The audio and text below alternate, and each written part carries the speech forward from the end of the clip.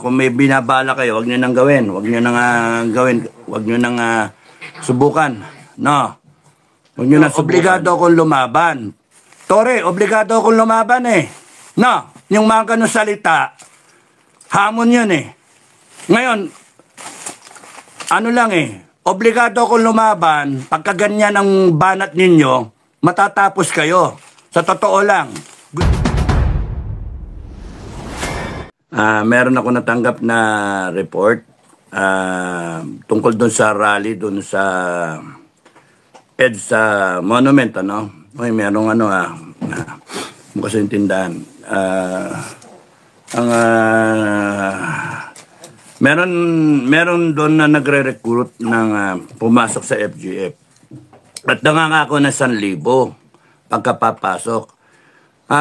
Gusto ko lang linawin sa lahat na nakakarinig ngayon, ang FGF, Filipino Guerrilla Forces, ay voluntary. Voluntary, walang sweldo, walang ino-offer.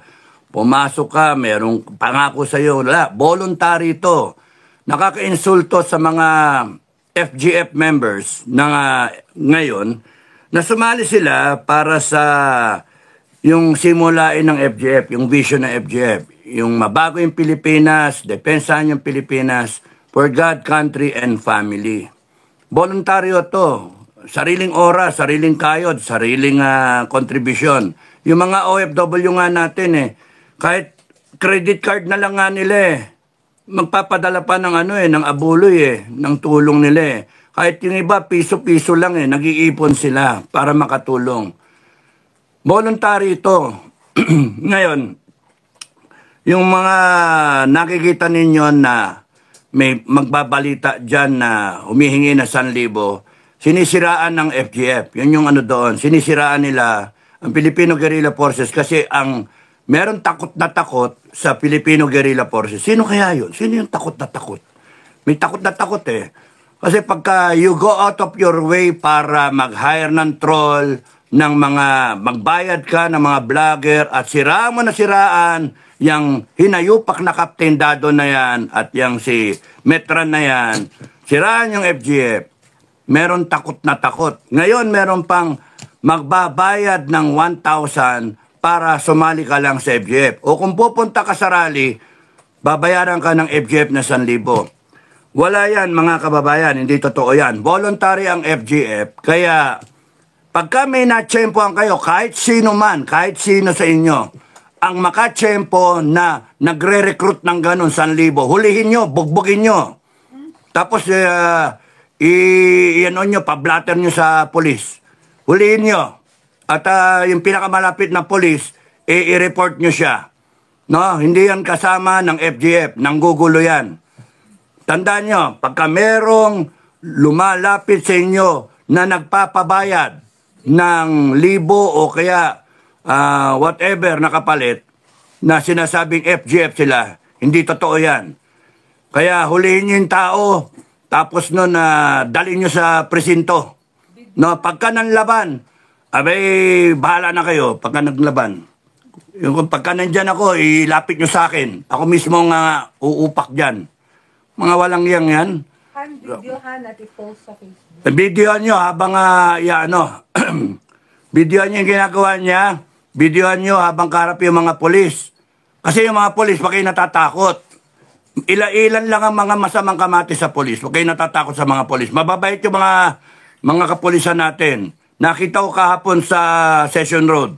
Mga magagalang yung mga polis, mababait, tumutulong sila. Kaya hindi lahat ng polis dapat katakutan nyo. Makikita nyo naman Kaya tulungan nyo lang yung mga pulis na ma-implement nila yung batas. Pag kami lumapit sa inyo, may nakita kayo na nagre-recruit, humihingi ng pera at sasabing FGF sila, kalokohan yon. Voluntaryo ang FGF, Voluntaryo. Mga FGF, kahit sino sa atin, alam naman natin yun na voluntaryo, sinisiraan lang tayo. Julio Baison, alam natin na voluntaryo ang FGF. Hindi humihingi ng pera ang FGF. Hindi nangangako ng pera ang FGF. Kaya yung nasagap mong balita, hindi tama yon. Kaya on the spot, korekin ninyo. Hindi yung yung iba nating mga kababayan, dadagdagan pa, no? Kung may binabala kayo, wag niyo nang gawin. Wag niyo nang gawin. Wag niyo nang subukan, no? Wag niyo nang subukan. Kasi ang balandra niya sa pamilya niyo, promise sa pamilya niyo. Yan, malakas ako sa langit eh. Kaya promise sa pamilya niyo ang balandra niyan. You might be able to hurt me or you might be able to kill me. Pero marami pang susunod ko sa akin eh.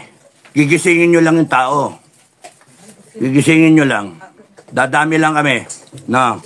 Hindi pwedeng nagpapatanggap ng 1,000. Pagka meron kayo na dinig na gano'n, na nagre-recruit and then may kapalit na pera para sa membership, i-report ko ninyo yung kagad pangalan, video nyo, para maipasa nyo sa akin. At kung kayo nasa kalsada at rally yan, ilapit nyo sa polis, ha? Ilapit nyo sa polis. Huwag kayo matatakot sa polis. Huwag kayo matatakot. Hindi lahat ng polis, abusado. Iilan lang. Makikita nyo naman eh. Hindi bale, pagkaikot ng gulong, magano tayo. Maglagay ka, abusado ako, yung polis ba? Yung mga gagong polis na abusado, pasot natin sa sombrero nila. Abusado ako para wala nang lalapit. Tapos nun, mabait ako. Pagka yung para sa bayan ba? Joke. Mga pulis yan, no? Lapitan nyo, huwag kayong matatakot. Tingnan nyo mga pulis Baguio. Mababait. Kaya, hindi mo masahan yan, General Torre. Dito sa yung mga taga Baguio na pulis, hindi mo masahan. Baka kumampi pa sa akin yan, mga yan eh. Last minute ko tatansyahin yon. Pwede ko lumaban. Pagka lumaban ako, ibig sabihin nun, People's Revolution na yon. Pwede maging hudyat yun eh. Pagka dinalan ako ng warrant of arrest ni Torre, depende yung gising ko nung umaga na yun eh. Kung type kong lumaban, type ko na mag-declare na revolution, pagka masama gising ko, hindi, maganda ang gising ko nun. Pagka lalaban ako, lalaban ako. Kulang ang 7,000 pulis, ha? 6,000 pulis. Kulang yun, ha? Kasi sa takdang araw, nandyan yung mga tao ko dito sa Baguio. Yung KOJC, ibahin nyo, hindi lalaban yun. Mababait ang mga taga KOJC. Mabait si Pastor Kibuloy. Pastor nga eh.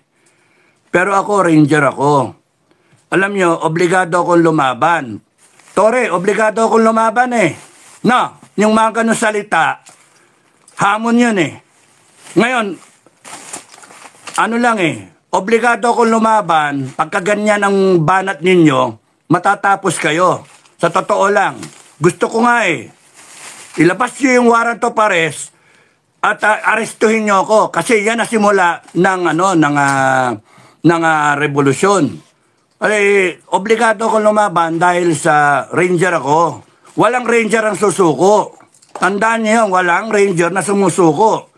Kaya kahit nag-iisa ako, lalaban ako. Patayin nyo ako kung gusto nyo. Pero at least, it will go down in history ng isang dato lumaban. Na member ng Class 83, lumaban. Mga hayop kayo. Kayong wag nga kayo makialam. Pagka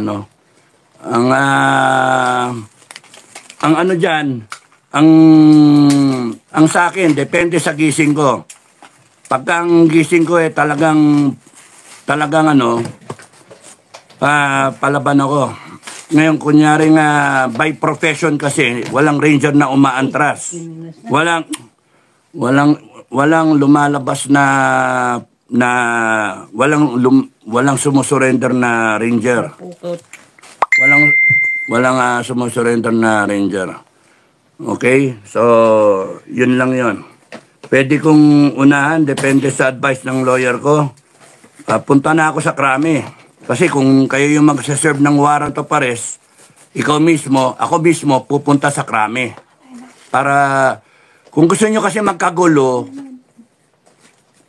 let's be irresponsible. Kung gusto nyo mawala yung gulo, let's be responsible. Kaya yung mga binibitawan na statement, counter-statement, counter-statement, panay yan eh, panay yabang eh, panay tigas tigas, ganun eh. tiga sa tango eh, no? Hindi pwede yung ganon.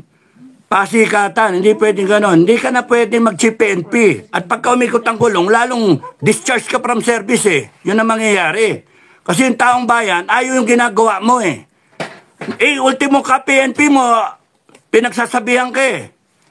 Ultimo upper class mo, pinagsasabihan ka na ng isang magre-retiro na PMAR na 91.